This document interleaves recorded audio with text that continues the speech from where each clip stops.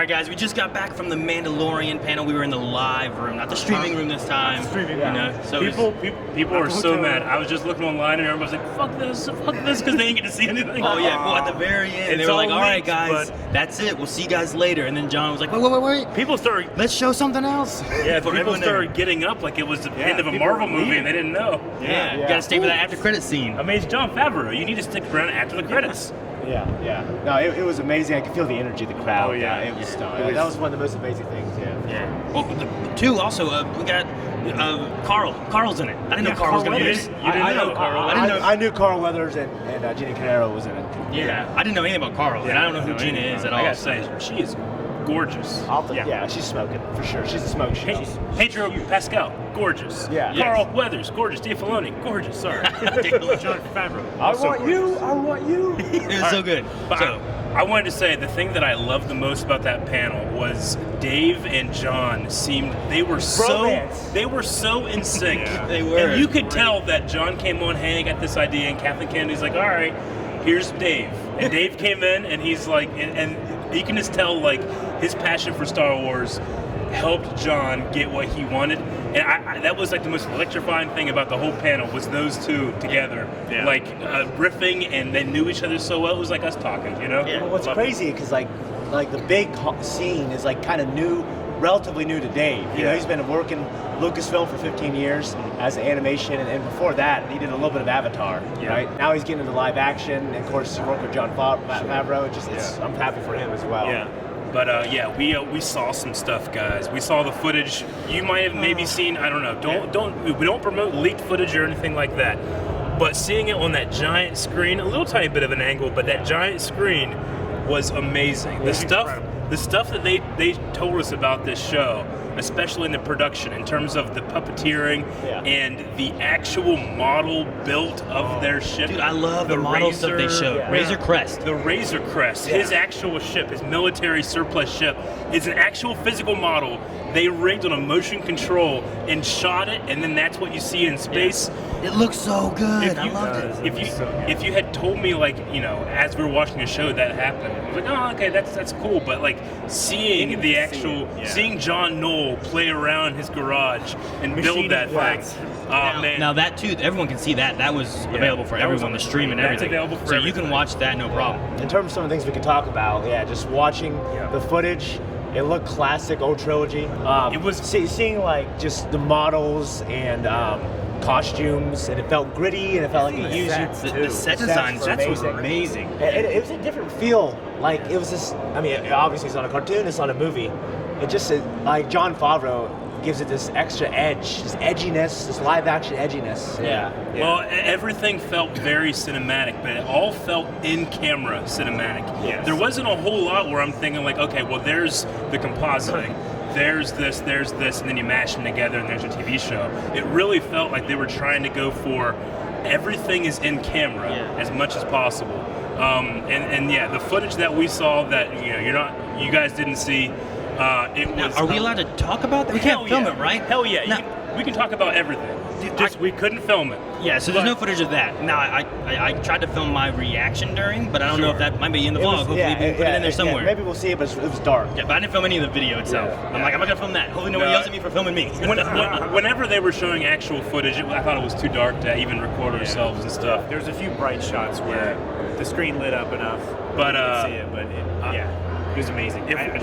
I hate using the phrase it was electric in that room, but it was electric. It justifies using that word. Yes. But I mean, we saw a scene with the Mandalorian and Werner Herzog, which I couldn't believe that we were seeing that. We were just seeing a whole scene. And obviously Carl Weathers in there. It starts with Carl and stuff, and then he goes and meets Werner, and it was awesome. Yeah. It was it set the tone. It set the tone so well. Honestly, the coolest thing that they talked about was one day they needed a lot of Stormtrooper extras, and they didn't have them. So they put a call out to the 501st and said, "Hey, we need you guys to come over to here and do something with us." These guys had no idea what they were doing. Yeah, but they showed up in the 501st standard of amazing costumes, and they were actually on set filming for The Mandalorian. And I loved the actors. They all gave praise to those dudes, and I love that. You know, that kind of harkens back to The Force Awakens, whenever they were getting ready to build an R2 unit, and you know, Lucasfilm was like, there are people that dedicate their hobbies and lives to building these things. Let's get them to do it. You know, and I really enjoyed that. That was like the coolest part for me. For me, the actors, how excited they were to be doing Star Wars. Pedro Pascal, is that his name? Yeah. Yep. Yeah, he was so excited to do what he does, like to play this role. You could tell he was really passionate about it. So, Absolutely. Yeah. And of course, working for John and Dave, and like the passion, how they talk about it leaked down to everyone else in the production. Yeah, that's wow.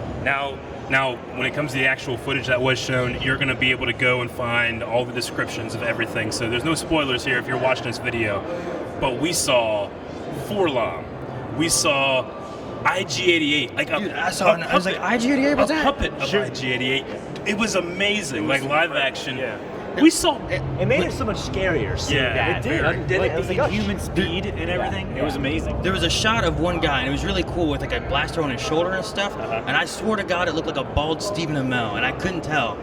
Like, did you see who that was? Did you know who the it guy was? came around the corner. Yeah, he came around the corner. Do you had know like who that is? I don't know who it was. That's Bill Burr. Yeah. Is it Bill Burr? I said Bill Burr while we were watching. I was like, oh my gosh, that's Bill Burr. When I watched it the first time, I was like, man, they gotta like Bill Burr, because also it has another Breaking Bad alumni in it as well. Oh yeah, with Gus. I can't remember the guy's real name, but he was awesome. He was like, he must seem like he was like a fighter pilot or something. He's a badass. He has Imperial background, and he was like flying a TIE fighter, supposedly, from the way the trailer shot. But seeing Bill Burr in there, like going around a corner and firing a blaster, I never knew in my life that I needed that until I saw it, and then I'm like, yes. Dude, I hope he's some snarky side character like Rocket or something like that. It's just amazing. I love it. No, there's some kind of like blaster mechanic on his shoulder that was really cool too. It was like the Predator or something. I don't know what it was, but Predator or the little missile thingies that come out of Iron Man. I mean, John Favreau. It was so cool. I love that. But the Mandalorian himself, in the shots that we saw, he had such a presence. The design, the color is so unique. And, I love the blaster with like guns, you know, yeah, like the handguns. In the stuff that we saw, he had one single blaster, and then he had his long range, like almost rifle. kind of like It was a rifle. Yeah, it's a rifle, but it's got an electrical prod to it. Yeah, like Boba Fett from the cartoon. From the Christmas special. Yeah, exactly. They referenced that multiple times. They did. Yeah. Apparently, John's a big fan of that. Yeah, like I knew from back in the day, John didn't really like the prequels. But then he went to do Clone Wars, which is set in the prequel era. I know he loved doing it. Yep. He talked about how Dave was warming him up to it. You know, it'd be hard not to with Dave, with all his knowledge and his passion. I've been flying the flag for that dude for 15 years now. Yeah, but I'm so happy that he's had such success and an embrace of the fan. You know, the fans have embraced him, and it really seems like when it comes to Star Wars, let's go through Dave Filoni and then get out there. It's so awesome. Yeah, like, I mean, when Kathleen introduced him as like the rock star, you guys know him. Everyone, they cheered louder than they did for John Favreau. Yeah. He's like the George now, almost, pretty much. Yeah. He's the face of modern Star Wars, I think. They also did mention that George did have a little bit of input into The Mandalorian, and that they talked about him and Dave reuniting on the set and all that stuff, and how proud George was of Dave taking a live-action step into that arena, so that was really cool. Yeah, that's great. I want to hear what Rick has to say. Rick, what are your thoughts on The Mandalorian? It looks really good. It's got a very Western samurai sort of feel. It was cool. We didn't see the Mandalorian's face for at all. Yeah. In the trailer, we didn't see it at all. Just his voice. So I wonder if we're ever going to see it. It felt very Clint Eastwood. He's a very mysterious person. Yeah. Like what they were saying, they were drawing They can't a lot. not use that handsome man's face. Yeah, they would not. But they drew a lot from like Clint Eastwood, Kurosawa films and stuff like that. The squee of delight that I heard to my left, Rick was sitting beside me when Carl Weathers came out. So excited when Carl Weathers came Fucking out. love Carl Weathers. Rocky, Predator, man. Yes. Yeah. I know from Predator and from Arrested Development. Yes. Arrested Development, yeah. And what was I yelling? I don't know. Stupid, baby. No, he was yelling something else. Rocky or something, I don't know. I was, but I was also yelling about camera, get over there. Yeah, they can't hear you. Yeah. You gave up your shot. Yeah, I mean, that was super exciting. Like, I didn't know who the woman was at all. I wasn't familiar with any of her work, but just seeing Carl Weathers come out was really good. Oh my God, it's so awesome. And seeing all the practical effects, like, The little salacious crumb lizard monkey guy, right, being cooked up. Yeah. That was the best. All right, talk about that. They're going through like this marketplace or whatever, and there's this crumb that's on a spit, and then another one in a cage just watching his friend or family member just be roasted. And that was a puppet one, you know, it was a practical. It wasn't a digital effect. It was sweet, man. I love that they're going so practical, making things look real. And, like, all the sets were practical that we saw. Like, there might have been some sky changes or something, but like these buildings, these things were on this set. And the stuff that they showed with the ship was amazing. Like, I love all that stuff from the old Star Wars. I gotta say, like, in terms of a television show, I've never quite seen anything like what we saw on that screen. Just in terms of the look, like you've had like lesser production of that, and then you've had movies, and then this is like fitting in, like almost going towards more of the movies, but on a production scale. I don't know. It was really, really interesting, and I just can't wait to get into it. It had a much cleaner look than like a Firefly. Yeah. I was expecting it to be a bit more gritty and dirty because they were talking about the world being in chaos and like the kind of people that are surviving in this world that's between Empire and Rebellion, and everything was kind of more cleaner than I expected. Well, some of that could also maybe be related to, like, is the Empire, the remnants of the Empire, controlling this area and keeping it more in order than other parts of the galaxy that are in more chaos. What was the line from the trailer? Something about like where the Empire comes, life flourishes or something? Yeah, well, it was the fighter pilot guy coming in saying how great it's going to be, and then they set the place on fire. Yeah. When we got a new Imperial trooper look, well, at the very least, a new paint scheme for a flame with trooper. a flame trooper. Yeah. The other thing too that was interesting is that in the video we also hear that he's looking for something from 50 years ago, and I'm like, okay, so if we're like, I think they said 3 years after Return of the Jedi, 5 years after Return of the Jedi, so I'm trying to think, like, where does that put us then? What could it be? What are they looking for? You know, so there's lots of things you could try to speculate and try to figure out, like, what is he looking for? Is it something we're gonna know, or is it something we're not gonna know? That would be before the prequels, because the prequels are 20 years before that stuff. So that would be far it was a before. person, wasn't it? Yes, it was. They talked about it like being a product, but then they said, I need Proof of life. Proof of life or proof that he's dead. Yeah, and they said like it was 50 years old. Yeah.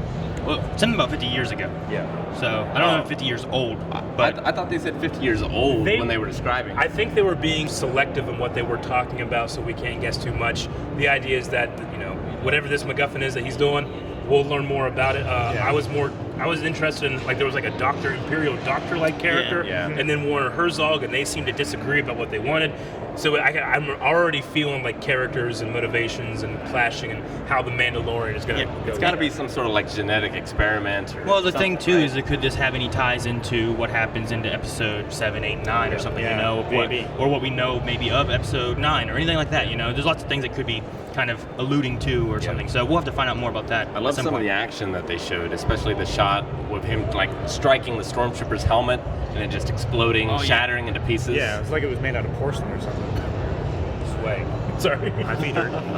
It was very cool. So last thing I wanted to say, for those of you that have been missing kind of the more established alien species in these new movies, we had some Rhodians, Twi'leks, Bill Burr. Bill Burr's very established. I saw some Trandoshans. the Devorian. Devorian, A Devorian, like a straight up, and there's shit blowing up behind him, and he looks so damn happy. And especially for me was Forlom and IG-88. So I'm looking out for Bosk. I'm gonna look out for Dengar, and I'm gonna look out for Zuckuss as well. Oh yeah. Any final thoughts on you, Calvin? It's just incredible. I'm really excited that it's a show and it's not just one movie and one and done. I'm ready for this journey. It's going to take me on. Okay, Rick. I was just really curious, like, how long is the season going to be? Since it's working on the streaming service kind of thing, how long are the episodes going to be? Like, there's a lot of unanswered questions, but from what I've seen so far, it looks great. All right, so we have it for November 12th was the announced date for it, coming out on Disney Plus. Thank you, Thanksgiving. I'm happy to find out, just the lore of what's happening and learn more about these characters we're gonna have a lot of time with. And make sure you guys stick around blindly, because we will react and review each and every episode of The Mandalorian as long as it's on. So it's gonna be a bright time whenever that comes out for television. So make sure you guys stick around and subscribe. See you guys later.